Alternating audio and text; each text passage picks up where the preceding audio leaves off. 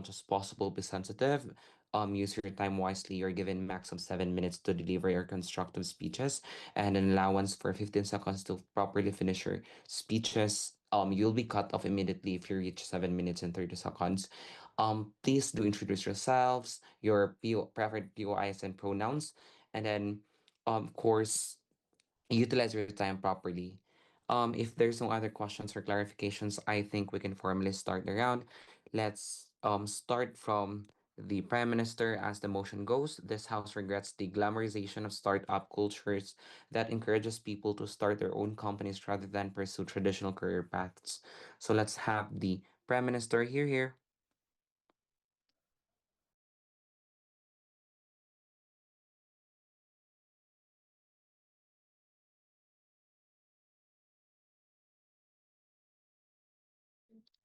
Good morning, everyone. My name is Tan Roshi, and I am the Government Prime Minister. Uh, Firstly, the motion states that this House regrets the glamorization of startup culture that encourage people to start their own companies rather than pursue traditional career paths. Firstly, glamorization. This means the exaggerated or overly positive portrayal of something, especially while downplaying its risks, costs, or alternatives. Firstly, we're not opposing ordinary encouragement like you can start a business if you have a good idea. We're opposing messages like 9 to 5 jobs about people who aren't ambitious, or if you aren't building a startup, you're wasting your potential. We are we we don't want messages like this. We oppose messages like this. Next, startup. Startup broadly refers to a newly established business that is trying to establish itself and become financially sustainable. That means it can include a new clothing brand, a new restaurant, a cafe, a new technology company. I would like to state that a startup does not have to invent something new. Next, startup culture. Startup culture is the social environment that celebrates starting and rapidly growing a new business, especially as a symbol of ambition, independence, wealth, and personal success. I personally think that none of these things are ultimately bad, but the problem begins when this culture only shows the attractive side. For example, you can work for yourself, you can become wealthy, you can turn your idea into a company, but less attention is given to, well, where does the capital come from? What happens if the business doesn't make money? How much debt are you taking on? And how long can you afford to survive without a stable income? And what happens to the company if it goes bankrupt? This is what we mean by glamorization. The it's not like, oh, my own business, I'm my own boss, freedom, yay. But the reality is that you are responsible for making sure this business survives. This is the heart of our case. The gap between the idealized image of entrepreneurship and the statistical reality of starting a business. This idealized story is, oh, I have an idea, I start my own business, I become my own boss, make money, and I have freedom and I succeed, right? But the actual process is, firstly, you need capital, I need customers, revenue. We need cash to cover expenses. We need to survive competition, and we need enough cash flow to stay open. And many businesses do not survive long term. Startup culture sells the people of the freedom of being their own boss, but it often hides the responsibility of keeping the business alive. Nextly, I'd like to state that startup culture is not the same as innovation. We need to define this distinction. Innovation asks, what new thing are you creating or improving? While entrepreneurship asks, are you establishing and opening a business? Yes, they overlap, but they aren't identical. Next, traditional career paths. What does this refer to? Traditional career paths are careers where a person generally gets trained, educated, applies to employment, develops expertise, and progresses within an established organization or profession. For example, doctors, they go to medical school, gain residency, and work at a hospital clinic. Next, why does this motion exist?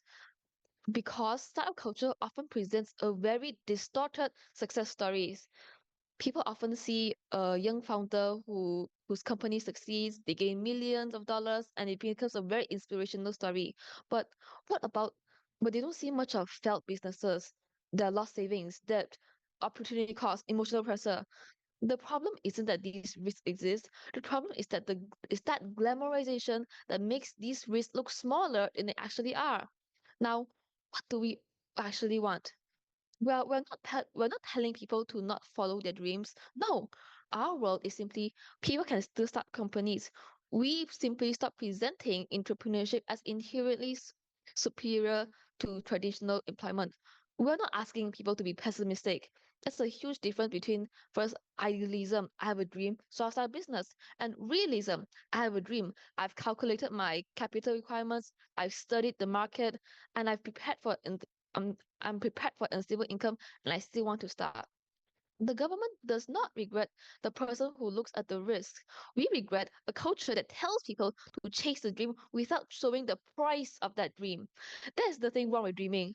The problem is when society turns this possibility into an expectation and a risk into a glamorous lifestyle. I like to say again. We aren't stopping people from chasing their dreams. We just don't want people chasing their dreams with their eyes closed. Now, people may ask, what about people who genuinely succeed? Firstly, we should not let the success stories of the few become the expectations of many. I'll give you an example. Of 1,000 people who start their own businesses, how many of those actually survive and become successful? The successful businesses are the ones that get featured. The failed restaurants that close after 2 years don't get a motivational documentary. The clothing brand that lost savings don't become a viral success story. The the person who took a loan and couldn't repay it doesn't get invited to a podcast to tell you how glamorous entrepreneurship is. That's the survivorship bias the government is also concerned about. If a lottery winner is proof that winning the lottery is possible, but it isn't proof that society should tell everyone, oh, you should just buy a lottery ticket because look at how successful these winners become. Likewise, a successful founder proves that a business can succeed, but it doesn't mean that we should hide the probability and the cost of failure. Our position is not startup culture is bad. We A government is not against our culture, but we are against the glamorization of said startup culture. We, the government, don't regret entrepreneurship. We regret a culture that sells the dream without showing the price. We don't sell the dream without showing the price. Yes, and we aren't. And finally, we aren't closing the door, we are turning on the lights. And this is why we, the government, proudly stand with this motion. That is all from me. Thank you very much.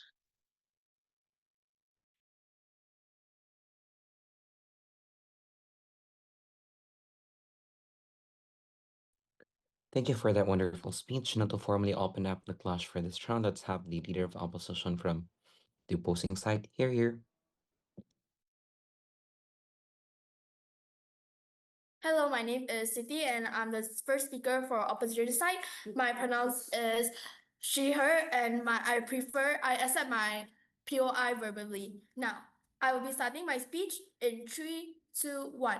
Firstly, there will be 3 parts to my speech. I'll be starting with a few rebuttals and then moving on to my few arguments, and I will be ending my speech with a few impacts. Now, firstly, a government says that we reject traditional career path, but glamorizing startup culture does not mean that we are rejecting traditional career. We are adding entrepreneurship as an attractive option, not removing the option of becoming a doctor, teacher, engineer, or employee. Their argument assumes that we celebrate entrepreneurship, people will automatically abandon a traditional careers, but people can admire entrepreneurship while still choosing career that suits their skills, interests, and risk tolerance.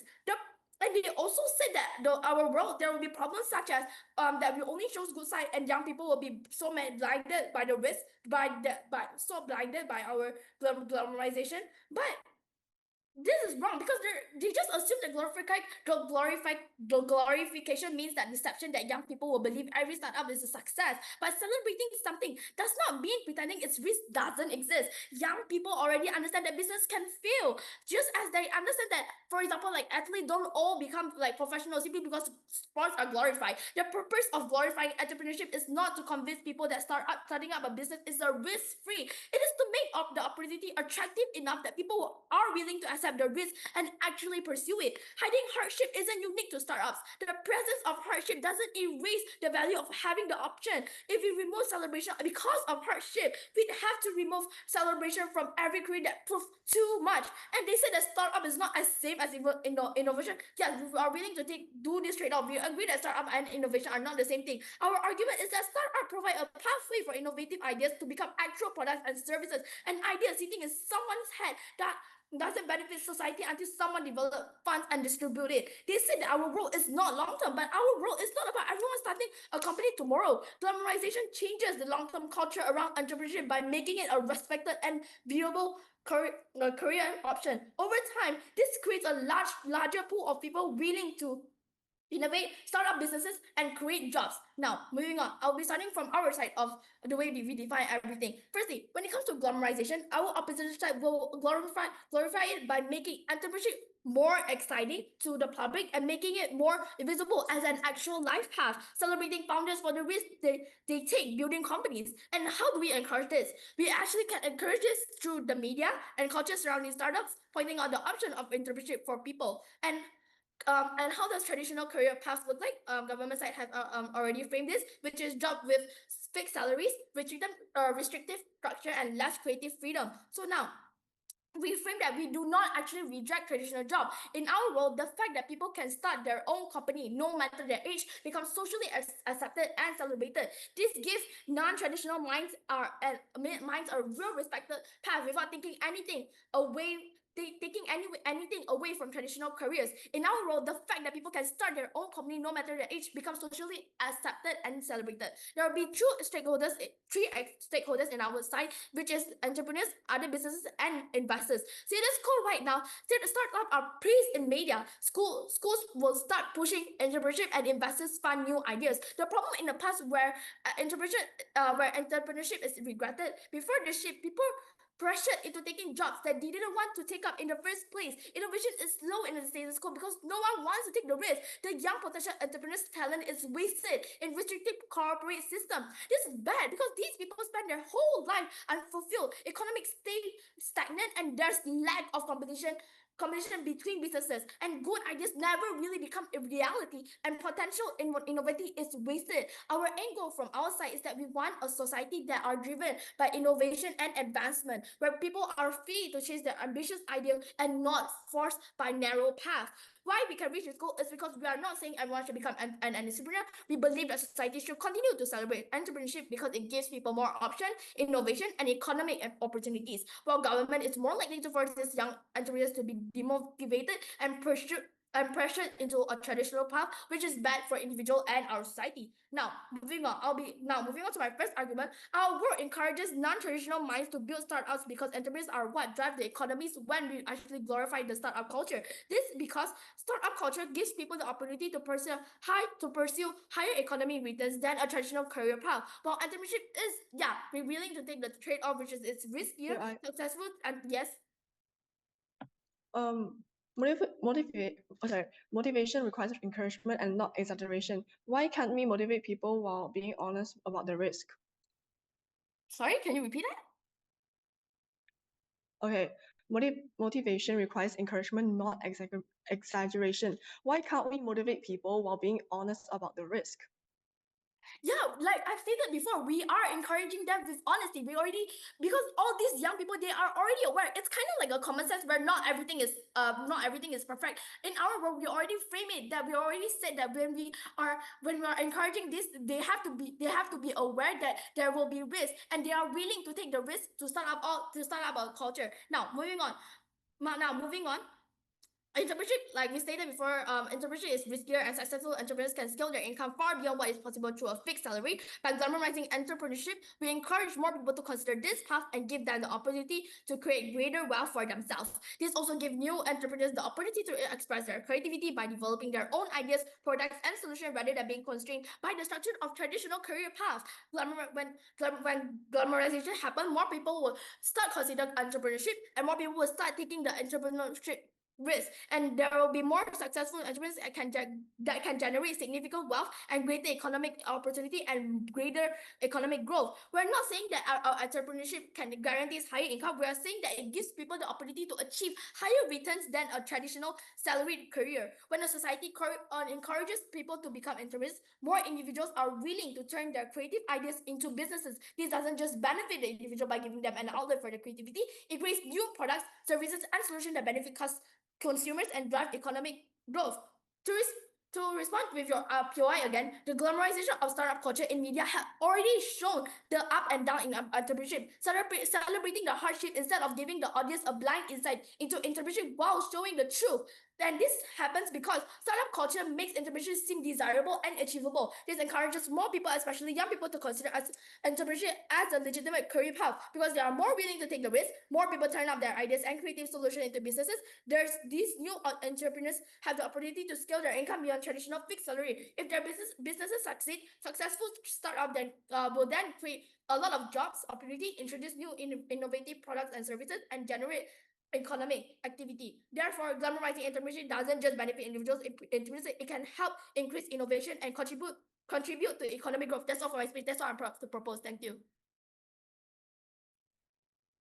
Thank you for that wonderful speech as well. Now let's have the extensions from the Deputy Prime Minister. Here.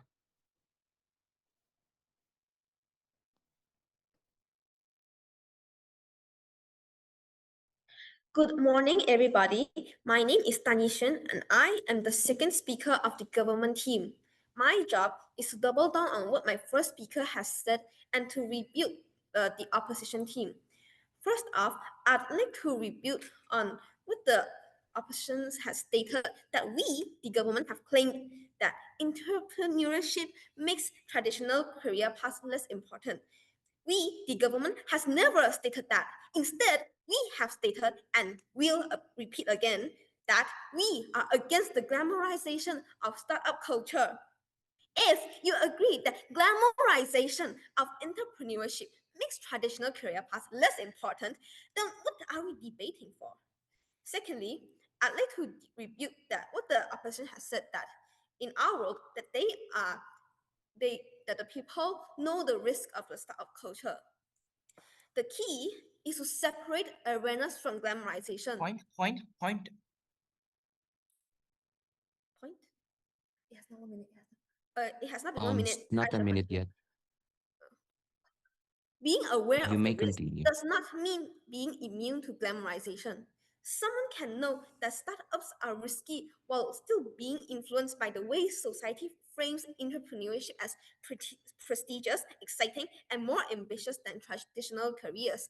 I think that the opposition is confusing the word glamorization. POI. I'd like the opposition to clear up on that later.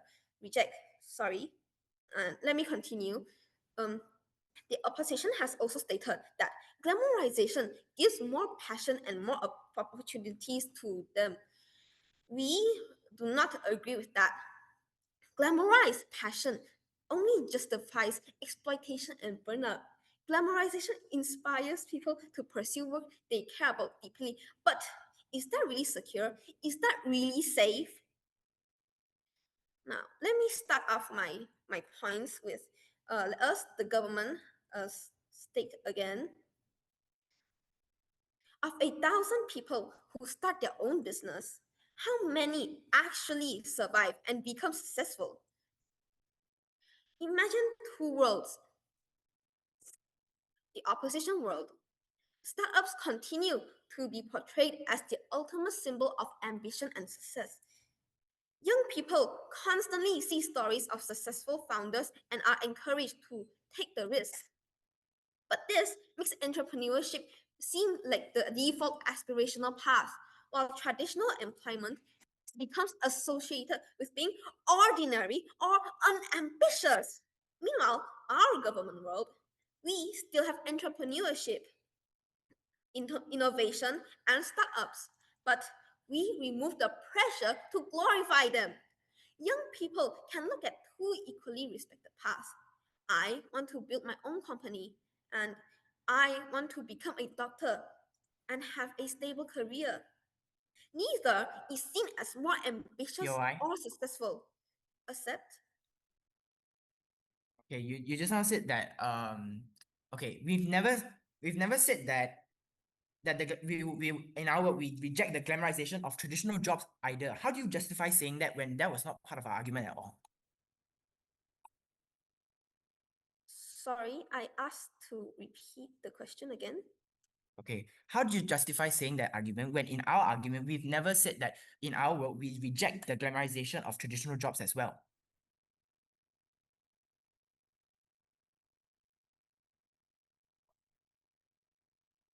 The motion states, the motion state, this house triggers the glamorization.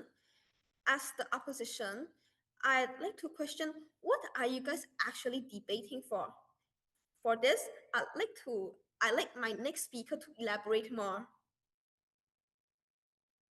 Now, continuing, why do we think that our world, the government world, is better? The important thing is that our world does not remove the benefits of entrepreneurship. The innovative person can still take risks. The successful founder can still become wealthy. We simply remove the unnecessary social pressure that tells everyone else that they should do the same. That gives us the best of both worlds. We preserve entrepreneurship where it genuinely benefits society, while preventing people from pursuing it merely because they have been taught that owning a company is the highest form of success. The government creates a world with more genuine freedom of choice, healthier attitudes towards work, and a broader definition of success without creating an illusion. Next up, I'd like to compare two worlds, glamorization versus realism. In the opposition's world, entrepreneurship is presented as an exciting, prestigious, and highly rewarding career path. Young founders become rich, flashy offices and lifestyles. The problem is that most visible stories are not representative of that reality. People see the winners, but not thousands of businesses that fail, make little money, leave founders with debt.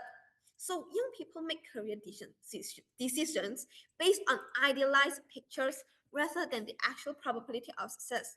Meanwhile, in the government world, we say entrepreneurship is a legitimate career, but we understand what you're actually signing for. We're not saying never to start a company or never to start up. Instead, we are telling them starting a company involves significant risk, uncertainty, sacrifice, and a high possibility of failure. We ask that if you are sure and if you still want to do it, then go ahead. This creates informed ambition rather than romanticized ambition. People can ask themselves, as my first speaker has actually stated before, and let me double down, do I actually enjoy entrepreneurship? They they gain more clearance to what they actually want, and is this actually safe? So why do I think that the government is better? First off, we let people make better decisions. People make career decisions with accurate information. If someone understands that entrepreneurship may mean years of uncertainty, they can genuinely decide whether that lifestyle is worth it. That is much better than discovering the reality after they already invested their saving time and mental energy. Second, people are free from social pressure. This is important. The opposition might say, but glamorization inspires people. Our response is, inspiration is only good when it is grounded in reality. In summary, in the opposition world, startup culture is glamorized. People constantly see the successful founder, the millionaire, the exciting lifestyle, the hustle, but they rarely see the business that failed, the debt, the uncertainty, the long hours, and the years of sacrifice. This creates a distorted idea that entrepreneurship is the ultimate form of ambition. In our government world, we choose realism. We don't help people to stop being entrepreneurs. We tell them the truth about entrepreneurship. We say, yes, you can build something incredible, but it's risky, difficult, and failure is common. If you understand all that and still want to do it, then go for it. I'll state again. The government, we will state again. Glamorization is the Time is up. exaggerated or overly. I'm sorry, and let me continue this for a little bit. Glamorization is the exaggerated or overly positive portrayal of something, especially while downplaying its risk, costs, or alternatives. That is why we stand by the government. Thank you. Thank you for that wonderful speech as well. We advise everyone to please have your own timer so that you will not do overtime. You're given max of 7 minutes and a allowance of 15 seconds to deliver your speech. You'll be cut off by 7:30. Thank you for that speech as well. Now let's have the deputy from the opposition. Here. I have not started my speech yet. I'll be giving an introduction first. I will say when I want to start my speech. Thank you. My name is Daryl Chongje Kai, and I am the second speaker of the opposition, and my pronouns are he, him.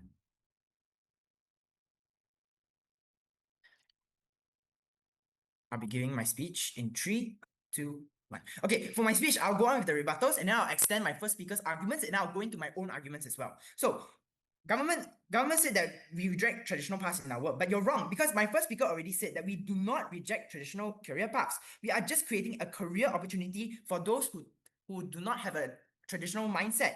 In our world, people can still choose traditional careers if they value stability and predictable income. These people will always exist, while people who value creativity, independence, or greater financial upside have the opportunity to pursue entrepreneurship. We therefore expand people's choices rather than take choices away that you do in your world.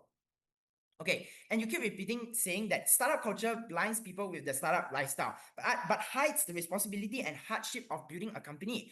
I'll be saying this, the same thing as my first speaker has said, is that the first reason is that glamorization celebrates the choice to build, not to fake a lifestyle. People choosing this path know the work is hard, and that's part of the pride in entrepreneurship. The second reason is that every celebrated path hides some hardship. Doctors face years of studies, lawyers face brutal hours. We don't ban celebrating those careers either. Hiding hardship isn't unique to startups and entrepreneurship. The presence of hardship doesn't erase the value of having the option.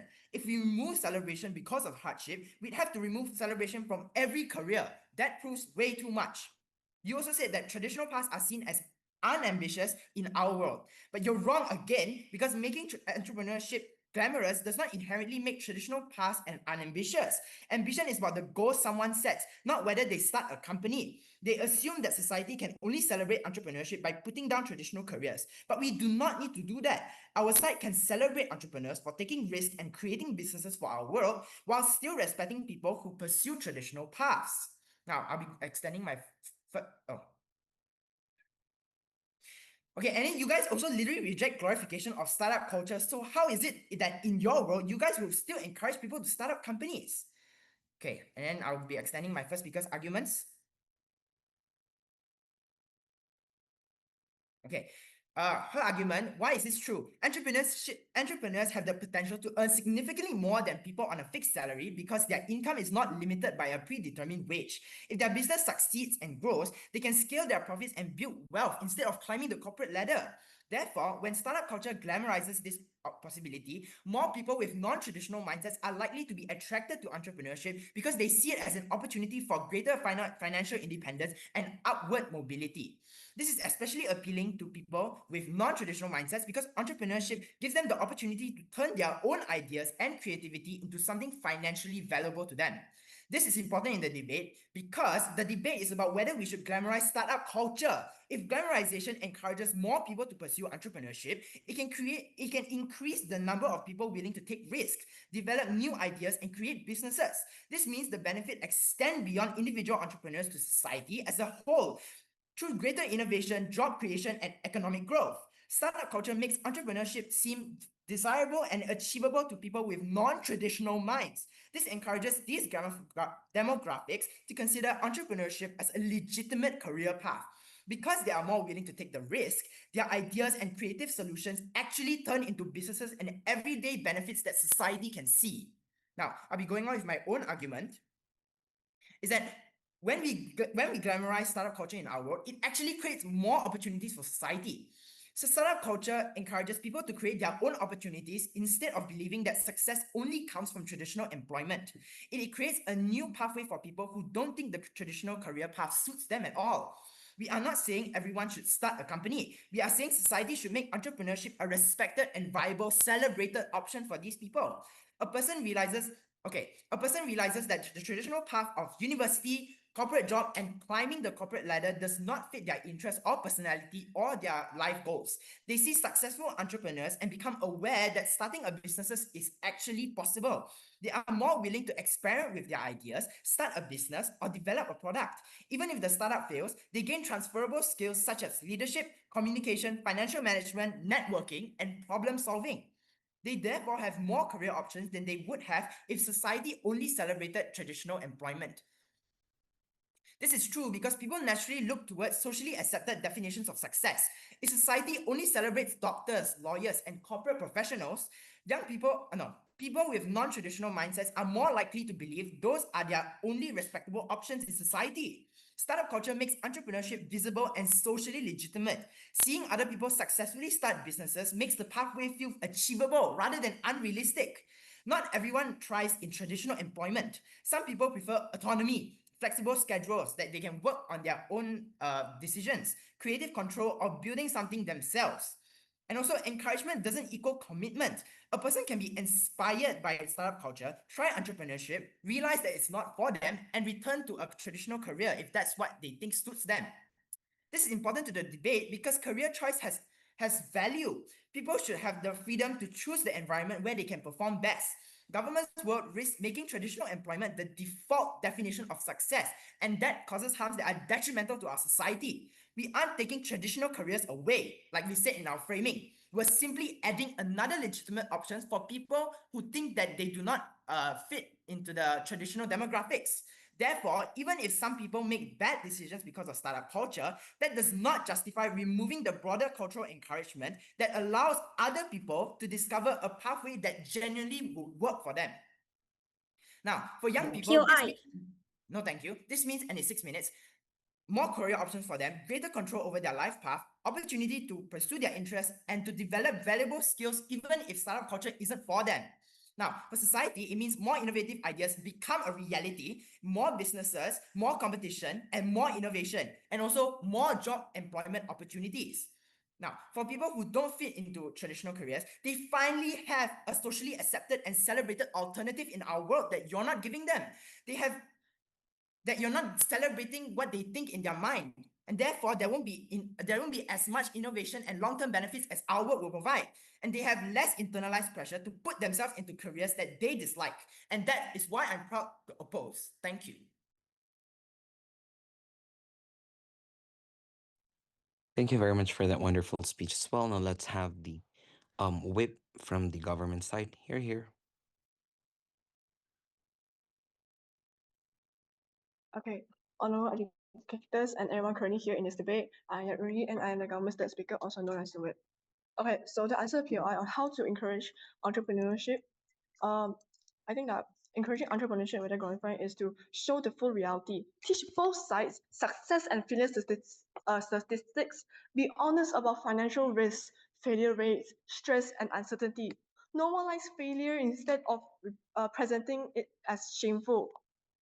Now, I think that opposition has confused encouragement with glamorization. Encouraging entrepreneurship means telling people that it is a legitimate career option. Glamorizing entrepreneurship means presenting it as disproportionately attractive while minimizing the risk and costs attached to it. Just because that road is hard doesn't mean people shouldn't take it. Yes, government agrees, and you should explicitly say that we never said that because entrepreneurship is difficult, people shouldn't pursue it. That is not our argument at all. Our argument is that because entrepreneurship is difficult and risky, society has an even greater responsibility not to romanticize it. Opposition is defending the right to walk down the road. We are questioning whether society should paint that road gold while hiding the potholes. Now, imagine a dangerous mountain climb. You can tell someone you can climb. It's an incredible achievement. That's encouragement. But if you tell them it's an easy path to the top, look at all the people who made it. But you're just hiding the equipment, exhaustion, danger, and the possibility of falling. That's glamorization. Now, if the opposition said that, but you're discouraging people, we say that giving someone information about the risk of a decision is not discouraging them from making it. A doctor can tell you this treatment has risk. It does not mean that don't take this treatment. Similarly, starting a business has a substantial risk of failure. That doesn't mean that don't start a business. It just means that know what you're choosing. Now, I think that opposition has confuses positive and glamorization. Opposition may say that, but isn't it good to inspire people? Of course, it is great, it is amazing. But inspiration is not the problem. POI. You can inspire someone. POI. Sorry, no. You can inspire someone without romanticizing the entire lifestyle. We can say this entrepreneurship worked incredibly hard. We can celebrate the creativity, innovation, success, but we should also be able to say this path is difficult. It creates serious risk. It isn't suitable for everyone. That is realistic encouragement. Opposition wants you to believe that there are two options. Option A, glamorize entrepreneurship. Option B, discourage entrepreneurship. But no, there's a third option. The third option is encourage entrepreneurship realistically. Realistically. And that is actually why we support. Now, I want to ask some simple questions. Are we against people starting business? No. Are we against innovation? No. Are we telling young people that to stop dreaming? Absolutely not. What we really regret is a culture that tells people that owning a business is somehow more ambitious, more successful, or more meaningful than having a traditional career. And throughout this debate, I think that opposition has repeatedly attacked a position that we never made. They kept saying that government wants to stop people from becoming entrepreneurs. No, our world can still have startups, entrepreneurs, innovation, and still can have successful founders. The only thing removed is the glamorization, the unrealistic picture that tells people don't work for someone else, be your own boss. 9 to 5 jobs are for people who aren't ambitious. If you're not building a company, you're wasting your potential. That is what we really reject. Opposition tells you that people should be free to choose their careers. And government, yes, we never said that in our framing. We've never said that glamorization means that you can be your own boss, and if you're not your own boss, then you're worthless or something. That's what I'm hearing for your side. Is that true? Because how do you justify that?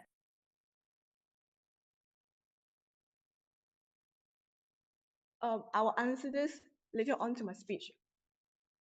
Now, I'm gonna continue. People should be free to choose their careers. We government completely agree. But freedom of choice does not simply mean having options. It means having the information necessary to choose between those options. Imagine a teenager being constantly shown successful founders become millionaires, traveling the world, work for themselves and escaping the 9 to 5. But they aren't showing the possibilities of unstable income, aren't showing possibility of losing their savings, stress of keeping the company alive, the the business that failed quietly and disappeared. Then the opposition will say that, well, they choose it freely. Did they? Did they? If society repeatedly advertised one path as exciting and successful while hiding its costs, that isn't a completely informed choice. And this is why opposition's argument actually proves our point. Because if they genuinely believe that they are capable of making rational decisions, then why are they defending a culture that deliberately exaggerated the attractive parts? We aren't removing choice, we are removing distortion from that choice. Now, the opposition tells us that startups may create innovation, jobs, and economic growth. That sounds impressive, but do you notice what they're actually doing? They're answering, are startups beneficial?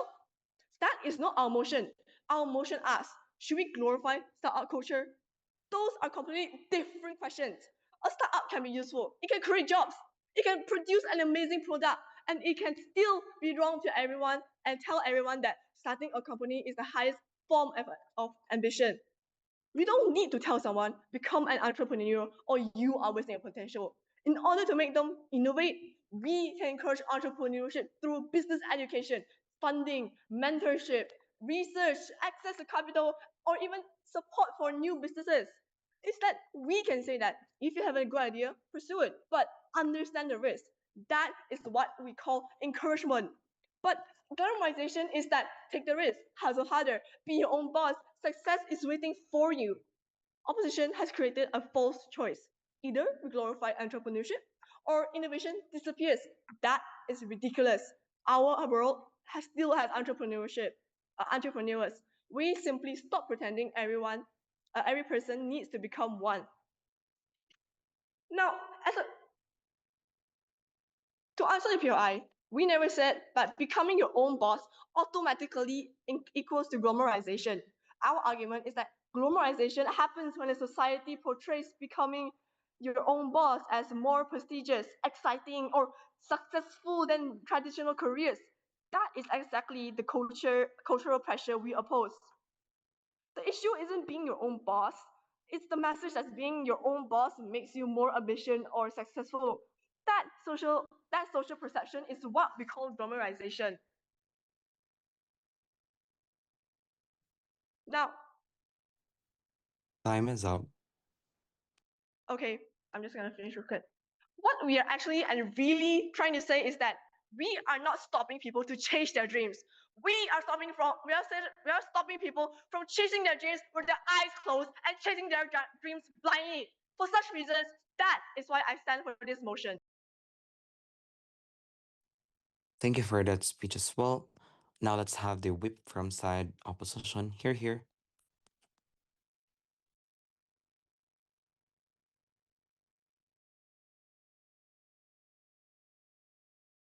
Please give me a moment to set up my timer. Thank you.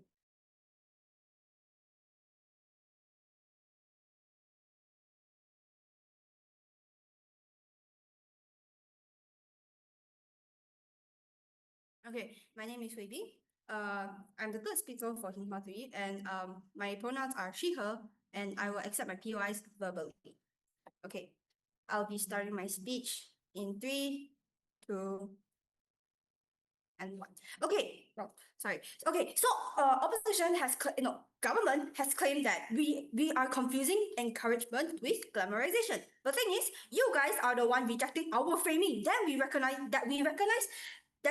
encouragement and glamorization. No, you guys are rejecting our framing, but we recognize that government and glamorization are different. Encouragement tells people that entrepreneurship is possible, while glamorization makes entrepreneurship socially desirable. So and aspirational. That distinction is important because the stronger societal status associated with entrepreneurship is precisely what motivates more people to consider taking the risk. We won't hide the risk. Even if they do, there will be a lot of people that tell themselves what's the risk, and plus and they'll tell themselves what's the risk. They are already educated that business is risky, right? And we all know that starting your own business is risky. And plus, this is common sense that we stated before when we encourage this. Of course, we will mention that risk. Okay, we won't blindly manipulate them with the positive stuff. And government also has claimed that young people make decisions based on idealized decisions. Okay, so we agree that young people can be influenced by social perceptions, but that does not mean that they are incapable of making informed decisions. They know how to make their decisions. Okay, so career decisions are based on many factors. Okay, many factors. So this includes skills, their interests. No, thank you. The skills that interest their financial circumstances, education, and personal risk tolerance. Not simply whether the career is glamorous or not. They would just assume that young people will only see the glamorous side, but the reality of startup culture is that failure, financial risk, and long working hours are really widely known. Making entrepreneurship aspirational doesn't erase the knowledge that even if some younger people doesn't erase that knowledge. So even if some young people are already overly optimistic and make poor decisions, that is a limited individual cost. That is a limited individual cost. So the potential benefit is much larger. So what is the potential benefit here? So it is that a larger pool of people are willing to attempt entrepreneurship. So this means that no, thank you. This means that there are more chances of producing successful businesses, jobs, and innovations. And government also claims that because entrepreneurship is difficult and risky, society should not glamorize it. We agree that entrepreneurship is difficult and risky, but that is exactly why it needs to be glamorized. If society only emphasizes the difficulty and risk, few people will be willing to take the risk and take a chance to do this. Even though entrepreneurship can create significant value when it succeeds, glamorizing entrepreneurship doesn't mean that we are pretending that it's easy. It means that we are recognizing the courage, creativity, and potential rewards involved in taking that risk. So the question now here isn't whether entrepreneurship has its risks, because we all know that it clearly does. So the question now here is whether those risks are large enough that society should discourage people from pursuing it. So our answer is no. So POI. So what's the weighing here? No, thank you. So what is the weighing here? So in our world, some people can start their businesses that fail, and some people lose their money over time. So some may realize entrepreneurship isn't right for them. These are the cost of our world. So the benefits of government's world is that more people are willing to pursue innovative ideas, and successful businesses can create more jobs, and successful founders can create significant wealth for themselves, and consumers get new products and services, and the economy becomes much more dynamic. The thing is, there's a big but that's their biggest logical weakness. So why should difficulty automatically mean something shouldn't be glamorized? POI? No, thank you. We celebrate difficult things all the time. Medicine, scientific research, elite sports, military service, artistic careers. So difficulty can actually make achievement much more enviable. So I'll be going on to my way. So the best case for our world is that at our best, glamorizing entrepreneurship creates a culture where people are inspired to take the risk, pursue their creativity, and turn their ideas into businesses. The successful businesses create jobs, innovation, investment, and economic growth. Individuals also gain another pathway to financial independence and upward mobility. Oh, wait, I forgot to say this. I forgot to say this during my rebuttals. Okay, so I don't know why on your side you guys keep saying that you guys will stop people from chasing their dreams, Both sides never stop people from chasing their dreams. So both of our sides never stop people from chasing their dreams. So your statement is not plausible. So why do you keep dragging it? Why do you keep dragging it when you also never mention it? Oh, also, okay, I'm so sorry for this little bit messy framing, but I'm just gonna go back into my rebuttals for a moment. They say that we want to stop people from doing traditional jobs. We never said that people should stop pursuing traditional jobs. Okay, Judge, please listen to this. Our side simply wants entrepreneurship to be seen as equally attractive and as an aspirational option. So for someone who still prefers the stability of a traditional job can still choose it. And you guys are just simply ignoring our framing. So basically, what is our core fundamental? Our core fundamental is saying that not everyone should become an entrepreneur. We believe that society should continue to celebrate entrepreneurship because it gives people more options. Okay, so you guys are completely ignoring this part of our framing. So okay, I'll be going back to my way. Okay, so the best case for government's world is that at the best, glamorizing entrepreneurship creates a culture where people are inspired to take more risks, pursue their creativity, and turn their ideas into businesses. So this successful business creates jobs, more innovation, and economic growth. So these individuals booking another pathway to financial independence and upward mobility. So why does this matter? It's because the benefits are limited to the entrepreneur. A successful business can benefit employees, consumers, investors, and the economy itself. So what's the worst case for our world? So I will just be honest here, and the worst case for us is that some people may be overly influenced by the glamorous image of entrepreneurship, and they'll start businesses without fully understanding these risks. So some will fail, and lose time or their money. Then, however, these harms are mostly concentrated on the individuals who choose to take the risk. They are based on the individuals themselves. So we are not forcing everyone to become an entrepreneur, and traditional career paths still remain available for them. So therefore, the downside is limited compared to the potential benefits of a successful entrepreneurship. So this is important because we don't try to claim that nobody will make bad decisions. Okay, so that's it. That's it for my speech. This is why I'm proud to oppose. Thank you very much. Thank you very much for that speech as well. Now we're now done with the constructives. Let's move to the reply. Let's start from the opposition reply. Here, here.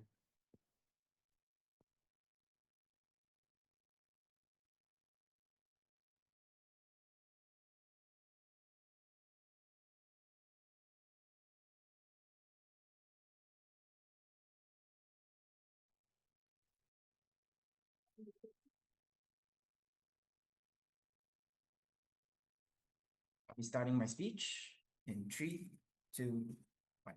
Before I begin with my reply speech, I'd like to give out a call out. They keep repeating and constantly repeating their case instead of answering to our and giving a proper response to our rebuttals. They say we claim entrepreneurship is better than traditional careers. We never said that. Our second speaker already showed media covers both. Our first speaker already showed media covers both the highs and risks of entrepreneurship. Now, for our first clash is that we prove entrepreneurship gives economic opportunity beyond a fixed salary and drives jobs and innovation. They never disprove this. They just said that startups are risky, and risk doesn't erase the benefit of having the option. Now, they also said that we blind people with a lavish lifestyle. We answered by saying that celebrating a path isn't hiding its cost. Doctors are celebrated despite the immense amounts of study. They never responded, just repeating their claim.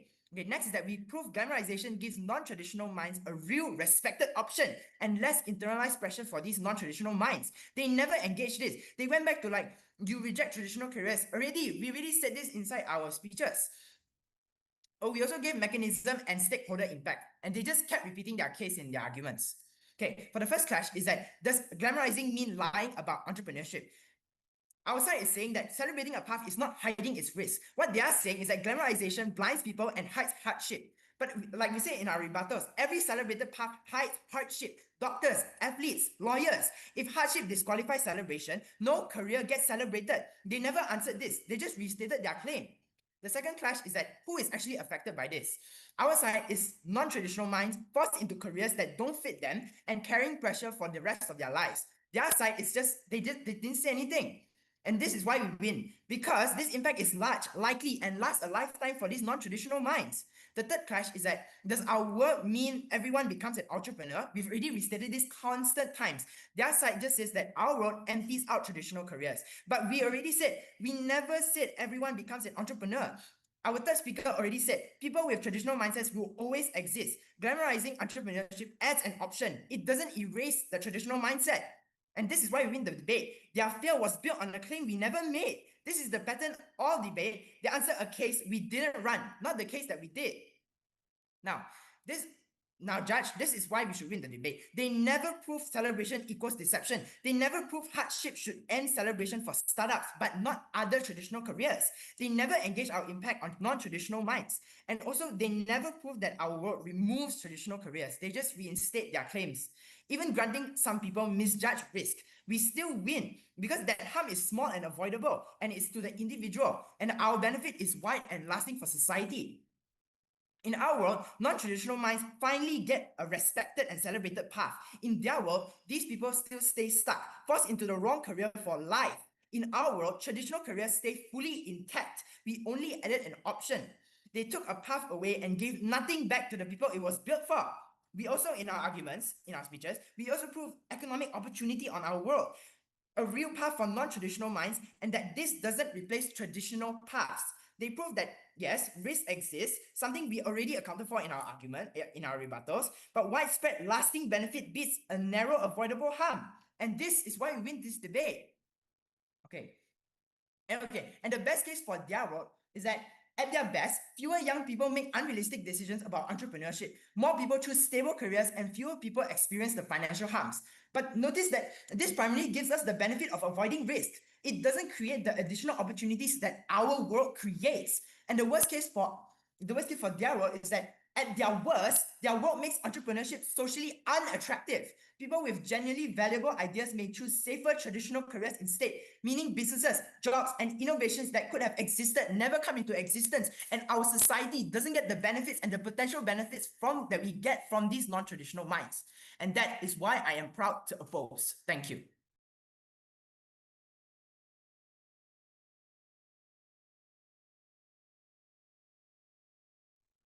Thank you for that speech as well. Now let's have the reply from side government to formally wrap up this round. Here.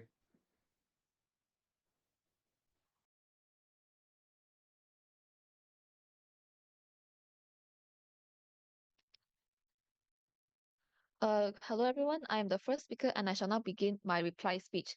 Firstly, I want to bring us back to one word, glamorization. Glamorization is an exaggerated or overly positive portrayal of something, especially while downplaying its risk, costs, or alternatives. That is what the government regrets. I shall state again and again, we are not against startups, we are not against entrepreneurs, we are not against innovation, and we are certainly not telling people to stop teaching their dreams. Our problem is when society takes entrepreneurship and presents it at its most attractive side. To like my own business. Oh my god, I'm my own boss, freedom, wealth, success, while pushing the difficult parts into the background, capital, debt, Competition, unstable income, long working hours, failure, and opportunity cost. The problem isn't that these risks exist. The problem is when glamorization makes these risks look smaller than they actually are. Now, let's compare the two worlds. The opposition worlds, startups continue to be portrayed as the ultimate symbol of ambition and success. Young people constantly see take the risk, hustle, be your own boss, build something of your own. And they repeatedly see the successful founder as a young entrepreneur, gains a successful company, gains wealth, freedom. Oh, it's such an inspirational story. Oh, don't they see the businesses that are closed, the people who lose their savings? It's a person whose business never became profitable. This is survivorship bias. The people who succeed have the greatest incentive and opportunity to tell the stories, but the failed restaurants don't get a motivational documentary. All right, the success stories can say, look at what entrepreneur can achieve, but we say yes, but what happens to everyone else? We are saying that we should not let the success stories of the few become the expectations of the many. Let me be very clear.